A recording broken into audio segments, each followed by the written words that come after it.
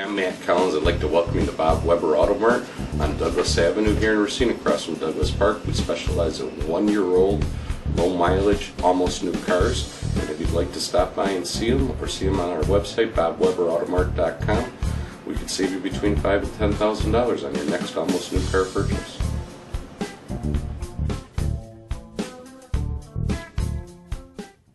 Welcome into another edition of Sports Junkies. I'm Sparky, Fifer from Sports Radio 1250 WSSP. He, of course, Gery Woelfel from the Racine Journal-Times. It's time to take a look at the Green Bay Packers as we get ready for another exhibition game. This time it'll be against Jeff Fisher and the St. Louis Rams. Week 1 against the Arizona Cardinals, Gery.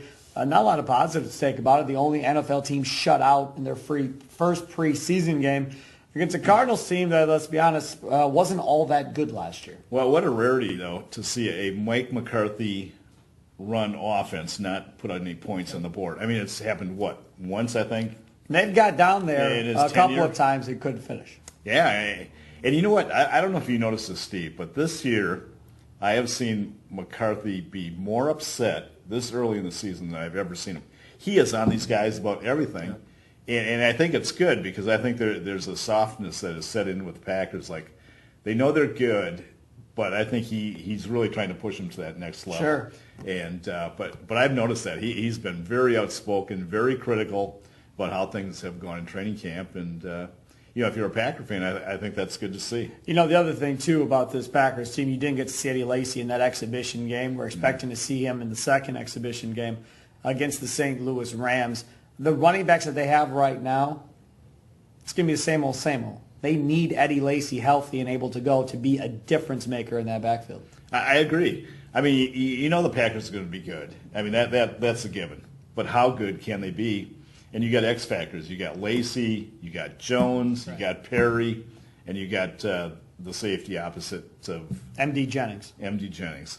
So to me, those are the four guys you look for because you know what you're going to get pretty much from everybody else. Yep. And the other thing, though, I think that is going to be interesting is Rodgers' focus. I know everybody says his focus. I think this Brown is really bugging him, and his association with Braun. He had a good friend, and it's little things like that can throw off a really great athlete sometimes.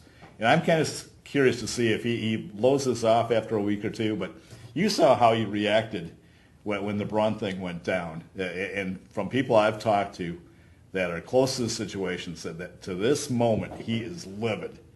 And it's going to be interesting to see how this all plays out. Yeah, and now he's got to take on even more of a leadership role, I think, with Frederick sleeping. Greg Cheddick's gone, Donald Driver gone, Desmond Bishop, who probably wasn't that much of a leader anyhow, but he's gone, Charles Woodson gone. So him and Clay Matthews really have to take on more of a leadership responsibility inside of that locker room. And if things get rough during the season, they lose 2 or 3 games in a row for whatever the reason, they have to be able to pull these guys out of it and get them going back in the right direction. Yeah, and the other guy I'm kind of curious about is John Jolly, what they do with him and what kind of impact he might have. He might have a big impact. I mean, he's a beast. If he gets in shape, he might have a big impact. Exactly, and they need somebody up front that can be really assertive. I think Raji has been a big disappointment. He has his games where but this is a contract year now. So he's playing for money. Absolutely. So you're going to have that year. I just don't think he's that great, to be honest with you. I think he's a very good player, but I don't think he's a special player, a Hall of Fame type player.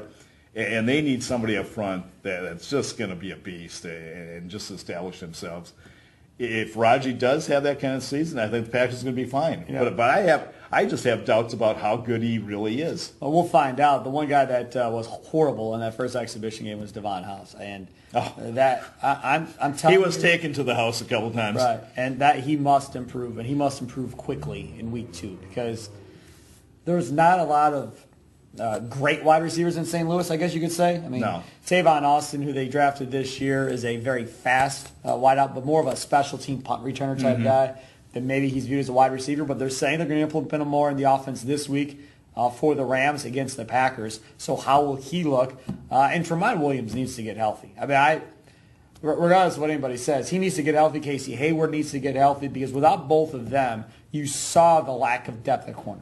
Yeah, I mean, it's premature to paint the Packers season already. After only one game, right. Absolutely. But what really is disturbing, a disturbing trend already, is the rash of injuries the Every Packers year. have had. It's unbelievable how these guys are banged up. Every year, and everybody goes, oh, it happens in the NFL. Every team gets hurt. Don't worry about it. Not to this degree. It's absolutely insane to me how we go through this for the last, I swear to God, it's been like 5 years. Yeah. Now, did you get on the magic carpet ride to the Super Bowl? Sure did. You picked up a bunch of street free agents that played on their head, and then you gave them deals after that, which was even better. But, I mean, so you were able to get to the Super Bowl.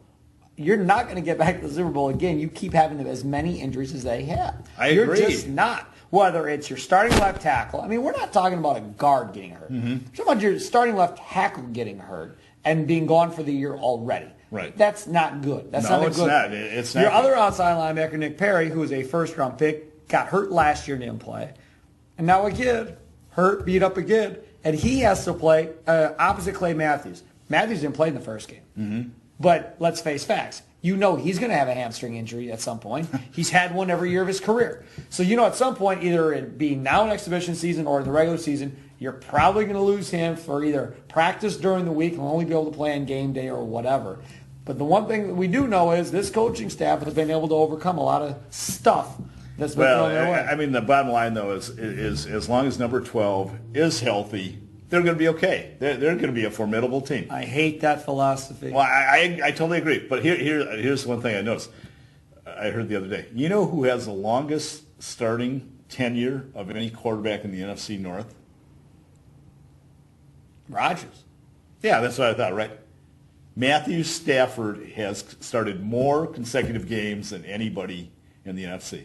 No, that's not right. That is right. And the NFC North? Yeah. No, that's not right. That's what they brought up in the air the other day, yes. Whoever it is, you should call them and tell them they're wrong.